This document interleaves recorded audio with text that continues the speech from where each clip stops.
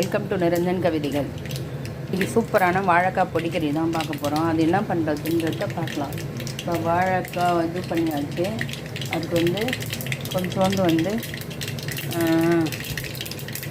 கடுகு பொரிஞ்சிடுச்சு. 2 காஞ்ச மிளகா போட்டுக்கலாம். கருவேப்பிலை சேர்த்துருக்கோம். இப்போ இந்த பொடியை வச்சு தான் நம்ம இந்த பொடி போட்டு தான் வாழைக்காய் செய்ய போகிறோம். இப்போ அந்த பொடி என்னென்னா கடலைப்பருப்பு, உளுந்தம்பருப்பு, மிளகாய், தனியா, கடுகு, வெந்தயம், மிளகு எல்லாம் அரைச்சி இது வச்சுருக்கேன். இது எல்லாத்தையுமே போட்டுக்கலாம். சாம்பாருக்கு, பொடிக்கு எல்லாத்துக்குமே போட்டுக்கலாம். வாழைக்காய்க்கு எல்லாத்துக்குமே. இப்போ இதை வச்சு தான் நான் வாழைக்காய் பண்ண போகிறேன் லைட்டாக. இப்போ நம்ம இது இப்போ நம்ம வாழைக்காயை இதில் சேர்த்துக்கணும். வாழைக்காய் சேர்த்தாச்சு. இதில் நம்ம பொடி சேர்த்துக்கலாம்.